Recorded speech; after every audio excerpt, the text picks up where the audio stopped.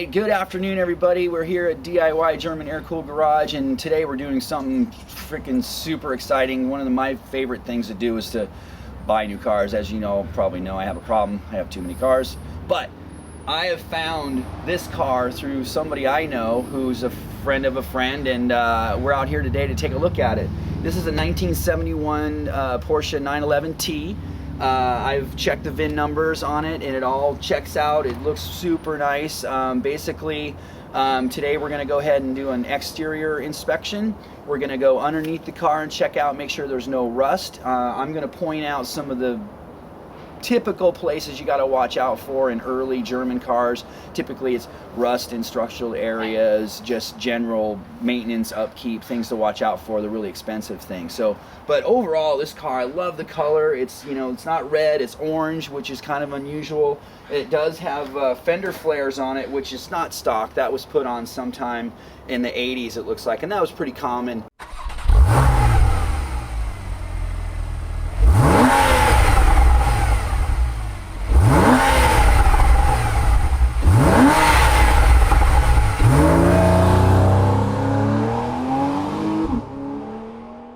Alright, so we're here at the front of the car. Again, I'm not going to go into a lot of details about the 911, the specifics. Really just want to talk about, you know, the best ways to look at cars. Any car, any vintage car, well, any car for that matter. So basically we want to look at the paint condition, any kind of dents, door dings, and rust. So up here, I mean, the front, it looks good. I mean, paint's got some cracking. This is old enamel. It's a little bit different color in some spots, but that's no big deal. I mean, it's a 71 car. It's been around for a while, so that's totally fine. We can see a little bit of you know, rock chips in the front, which is cool. It just means it's been driven. That's awesome. We can also, we want to definitely take a look underneath the hood, so you can, you know, inspect all these areas in here, so you can see if it's had any front end damage. It's got a little bit of surface rust here and there, a little dirty, but you know, no big deal there. Also, you can take your magnet, see if there's any kind of metal work here. Now the front, this one's got an aftermarket fiberglass front fender on it, and that was done to accommodate the air conditioning that was put in after the factory. But everything shuts nice, everything looks pretty straight. The next thing we're going to do basically is start to look down the sides of the car, so see if there's any kind of wobbles, any kind of damage. Any rust bubbles, little tiny rust bubbles, are a pretty big deal on Porsches, as they didn't galvanize the bodies until like 1978. So anytime you're looking at a Volkswagen or a Porsche before 1978, you know, you just really want to be cautious about the rust. It's probably the most expensive thing to repair. But again, front of this car looks good. The lenses all look tight. The lights look great. Everything looks pretty shiny. But again, no major concerns here so far. I really like it. Alright, so we've looked at the front of the car. Again, everything looks good, you know, here's and there's was just fine. Now what we want to do is ensure that this car was originally this orange color. I've talked about this before, but I'm an unrestored original guy, so I like everything that's been unrestored or original. It's okay if it's been painted, that's fine, but make sure that it's been painted back to the factory color. Trying to get a car back to its original color is very expensive and difficult, but that's why it's something that you really want to watch out for. So some of the best ways to do that is to look in some of the out-of-the-way places where paint is, like in a Porsche or any car really. You look in the gas cap, you try to look around inside. You know, what body shop's going to spend a lot of time in the gas cap area? So the gas cap on this one's orange, so that's really great there. And then, you know, just kind of take the carpet back, take a look underneath. You can see there's orange all over here. We looked even in the smuggler's box on this thing. It's got the air conditioning in it. It does have a bunch of primer in here. It's an unfinished boxed area, but everywhere else looks to be all original orange, which is really good news. I'm really excited about that. Alright, so we're down here at the side of the car. We've looked at the front, paint looks good there. We've checked that it's an original orange color. Now we're just making sure that there's no major wows or anything in the door. The best way to do that, obviously, is just kind of get down on the side and look. And, you know, it looks great. It's shiny. This paint's old. Again, it's checked and cracked, but that's just because it's old enamel paint. It does not have an original mirror on it, but you know, that's easy to replace, no big deal. I have my magnet. I'm going to check a few things here. See how that snaps on really tight? like that. You can hear it. Doesn't do it here. That means there's probably a lot of epoxy in the door, which is not Bondo, but they probably had to fix some door dings or something like that, and they probably put a nice thick coat of like primer, basically, is what epoxy is. But I checked all the door joints. All that stuff fits real nice. It's got a couple little rust spots here in the corner, which, you know, if the car is going to stay inside for the rest of its life and not really be left outside in the chemicals or the rain, then it's going to be fine. But again, that does get worse the more you leave it outside. So anyway, the door opens real good. The one thing you want to do too is you want to look underneath the door just to make sure everything looks good down underneath here, because all the rain and the water will build up in the door well here and then rust out the bottoms of it. But that all looks good there. All right, so now we're going to go ahead and lift the car up, look underneath to the major suspension points, just make sure the floor pans aren't rusty and there's no major oil leaks or anything like that. So we need to jack the car up. Again, I don't like to use the factory jack. I like to use the jack pad in the classic, you know, floor jack. So basically, you know, this just slides in like you've seen me do a million times. Get in there, my brand new floor jack. Oops. All right, so we're under the car now, and basically right now I'm looking for rusty floor pans or any kind of rust underneath here. You want to look along the longitudinals, like make sure that there's no rust on any of these seams, which is good. And on a Volkswagen or Porsche or any earlier German car, the floor pans, you know, some of these areas down here, all along the bottom here can be really rusty. But again, this car, it doesn't appear to be rusty like that, so that's really good news. All right, well, we're on the other side now, and again, we're looking underneath the car to make sure that there's no major rust or any kind of ugliness that you obviously can't see unless you look underneath it. But the things you really want to look out for, again, the longitudinals here, everything looks pretty solid on this car. You can see the air conditioning line that's right there, which typically isn't there, but that's fine. The other things you want to look for is the sway bar mounts. These things tend to rust a little bit as well, and any kind of the suspension pieces or where everything attaches, and this whole area right here can get a little funky. It's like somebody's tried to jack this car right there a few times, which is fine. But again, floor pans, there's the passenger side. You can see where the seat belts have been bolted in. And again, the floor pans on this car look solid all the way to front to back, so that's good. I'm also looking at some of the suspension pieces up here, making sure that there's no rust around where they attach and kind of do all that. I looked at the ball joints. The ball joints look all pretty good. And again, we kind of did a little bit of a tire wobble. Bearings and all that stuff feel pretty good on it. So far it's checking out all the way around. All right, well, we're back here underneath the motor. We're under here looking at it just to check out any oil leaks or major stuff that's going on. It's a little weepy. You know, there's a lot of little oil mist and stuff kind of coming down, which, you know, they leak if they're not new anyway. You can see here the valve covers are a little wet. You can see the oil tanks a little wet. Sometimes these oil hoses will kind of just get old and you got to replace them. So I do know that this one's like 350 bucks right there. So, but it didn't look so bad. I mean, just the way it is. One interesting thing I'm seeing back here is the header's been dented. Which, yeah, not that big of a deal, but no other damage around there. So as soon as you see something like that, you kind of want to look around and see, you know, did it push anything else? Also, while I'm down here, I'm going to look at the CV joints, see if the boots are cracked at all, and that one looks pretty good. This one, I can feel it. It's dirty, it's fine. This one under here, let me take a look at boot looks good. Got some new shocks on it, but these are like vintage Coney classics. I haven't seen those in 100 years. Check all the throttle linkage. It's got braided brake lines on it. Brake lines look good. Again, I looked in the garage where it was parked. I didn't see any oil patches underneath there. It hasn't leaked while it's been sitting here. Maybe, I don't know if that's part of it. But again, I think my black Carrera probably leaks more oil than this.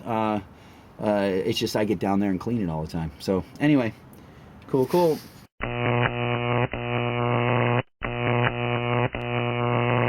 All right, so we're inside the car now. You can see that it all looks pretty good. The dash is in great shape.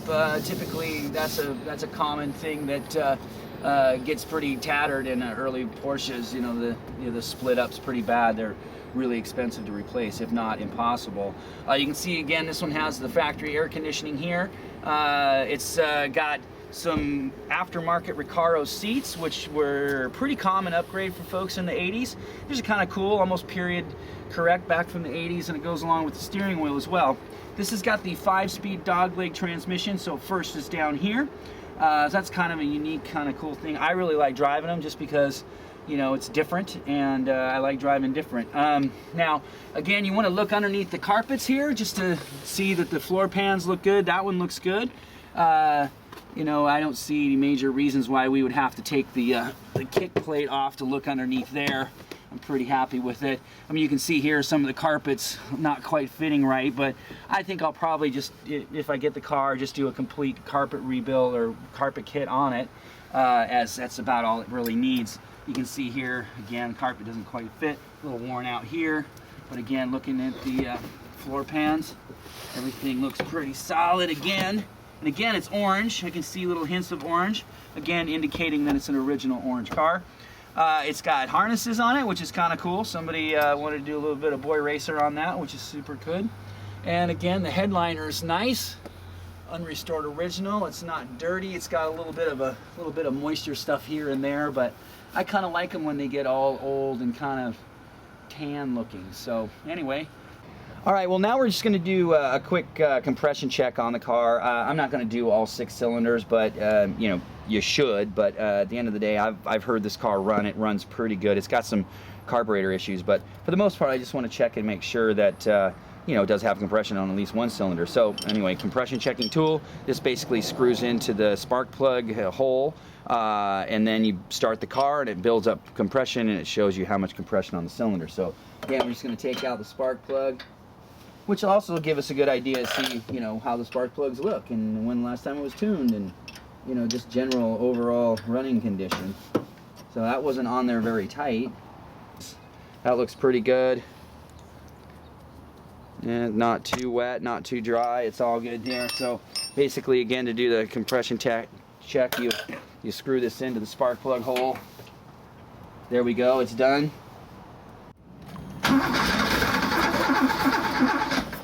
Okay, you're good. It comes up to 110. That's fine.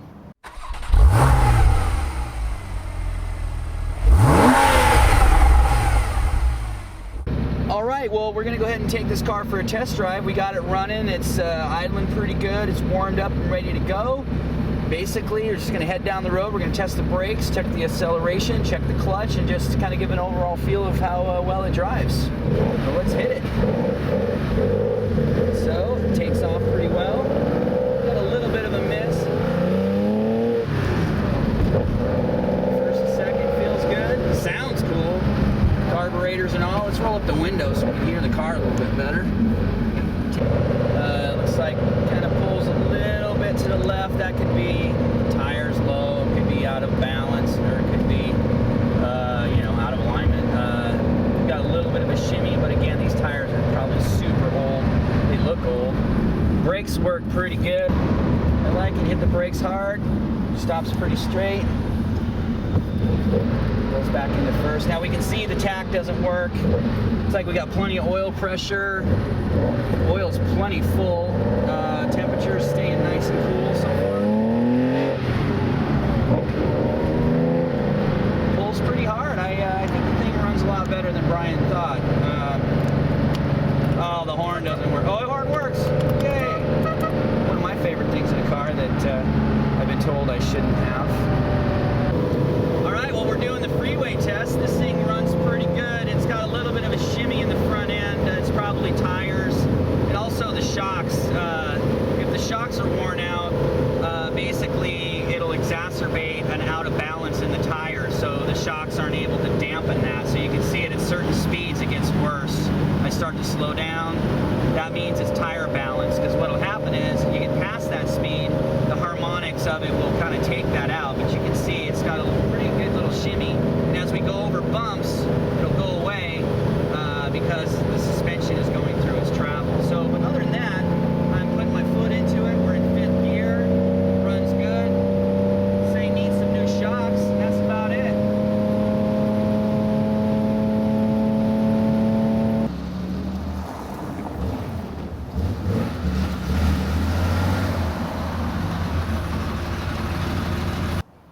right, well, we pretty much finished the inspection on the car. We took it on the freeway, we drove it, we looked underneath, we checked for rust.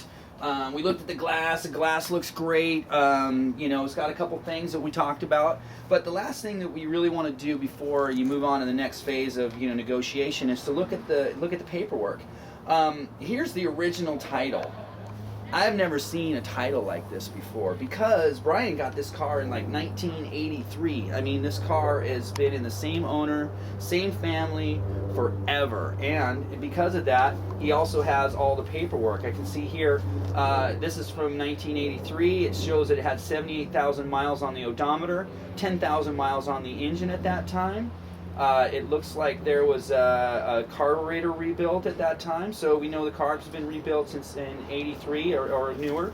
Again, we got all kinds of really good stuff here. See, oh, here's for the transmission. I see parts for the synchro, which means the transmission's been rebuilt. That was 1985 as well. So good news. I mean, the car only has 90,000 miles on the odometer. The speedo doesn't work anymore. It's not calculating miles anymore. But, you know, based on what I see and talking to the owner, it doesn't sound like he drove the car. So there's no reason to think that it doesn't have the mileage that's listed on there. Here's install the sunroof molding, September 4th, 1979. So anyway, this is all really good stuff. And if you've ever seen the paperwork on all of my cars, I have stacks of paperwork because I find this to be so important. I'm really impressed with it. I really like the car. So far it looks great. I just hope that you know, Brian lets me buy it, or he decides to sell it to somebody that really wants it, like me. Other than that, I think we're just about ready to finish this all up.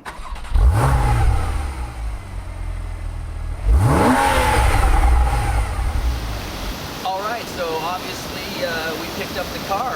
Super excited. It was a great fun day hanging out with Bruce and picking this thing up.